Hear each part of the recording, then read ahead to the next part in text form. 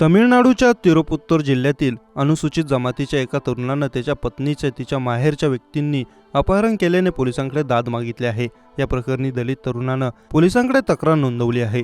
त्यात त्याने म्हटलं आहे की द्रमुकच्या स्थानिक नेत्याच्या मदतीने पत्नीचे आई वडील आणि नातेवाईकांनी तिचे अपहरण केले आहे। जिल्ह्यातल्या शंकरपुरम गावातल्या एम थियागू वय वर्ष 21 नावाच्या तरुणानं अंबलपुरम पोलीस स्टेशनमध्ये ही तक्रार दाखल केली।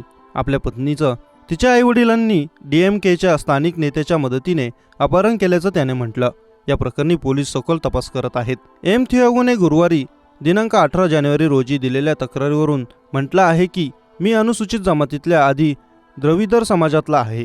6 वर्षांच्या प्रेमानंतर माझा आर नर्मदाशी वय वर्ष 22 विवाह झाला। ती सवर्ण वन्नियार समाजातील आहे।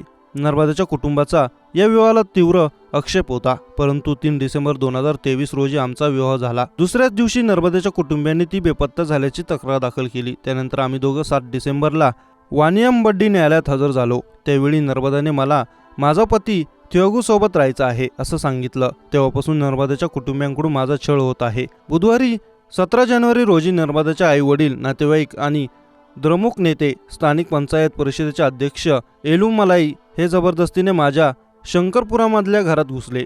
पोलिसांनी दिलेल्या तक्रारीत नर्मदाचे वडील राजेंद्रन, आई वसंता आणि भाऊ गोविंदा, राजप्रभू आणि राजेश तसंच एलुमलाई यांच्यावर या दलित तरुणांना आरोप केले आहेत। अंबलूर पोलिसांनी आरोपींविरुद्ध IPC कलम 448, 294 B आणि 365 अन्वये गुन्हा दाखल केला आहे। पोलिसांनी सांगितले की महिलेचे वडील राजेंद्रन यांची चौकशी करण्यात आली आहे। इतर संशयित फरार आहेत।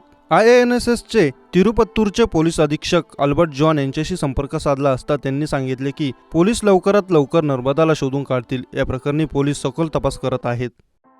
धावत्या कारमध्ये चाकूने वार करून प्रॉपर्टी डीलरची हत्या करण्यात आली। ही थरारक घटना उमरेड महामार्गावरील कुही पोलीस ठाण्याच्या हद्दीतील चांपा परिसरात घडली। या घटनेने पोलिसांमध्ये प्रचंड खळबळ उडाली आहे। आदित्य उर्फ गोटू उर्फ विनोद बोंद्रे वय वर्ष 34 राहणार टेलिफोन नगर असे मृत व्यक्तीचे नाव। या प्रकरणी कुही पोलिसांनी तिघांविरुद्ध खुनाचा गुन्हा दाखल केला। सचिन परसराम पेंढारकर मूळ राहणार लाखानी, त्याचे साथीदार रोशन मानवटकर व अन्य अशी गुन्हा दाखल करण्यात आलेल्यांची नावे आहेत। आदित्य आणि सचिन दोघे भागीदार असून त्यांचे दिघोरी परिसरात यशस्वी लँड डेव्हलपर्सचे कार्यालय आहे। गेल्या अनेक दिवसांपासून पैशांवरून दोघांमध्ये वाद सुरू होते। शनिवारीही त्यांच्यात वाद झाला। सतत वाद होत असल्याने सचिनने आदित्यच्या खुनाचा कट आखला। रविवारी त्याने आदित्यशी संपर्क साधला। उमरेड मार्गावर कमी भावात शेती मिळत आहे, ती बघण्यासाठी सोमवारी दुपारी सोबत जाऊ असे सचिन त्याला म्हणाला। दरम्यान सचिनने आपली कार नादुरुस्त असल्याचे त्याला सांगितले। आदित्य हा चालक सतीश देऊळकर याच्यासह कार घेऊन दिघोरी परिसरात आला। सचिनचा एक साथीदार चालकाच्या बाजूला बसला तर सचिन व रोशन हे आदित्य सोबत मागे बसले। दुपारी 12 वाजताच्या सुमारास कार चांपा परिसरात आली। याच दरम्यान सचिन व त्याच्या साथीदाराने चाकूने आदित्यवर वार केले। सतीशने आदित्यला वाचवण्यासाठी प्रयत्न केला। एकाने त्यालाही चाकूचा धाक दाखविला। सतीशला कारमधून उतरविले। त्यानंतर पुन्हा आदित्यच्या शरीरावर वार केले।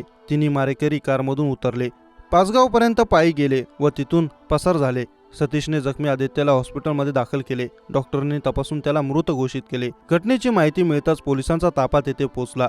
पोलिसांनी खुनाचा गुन्हा दाखल करून मारेकऱ्यांचा शोध सुरू केला आहे। दरम्यान या घटनेनं गुन्हेगारी प्रवृत्ती वाढत असल्याचं दिसून आलं।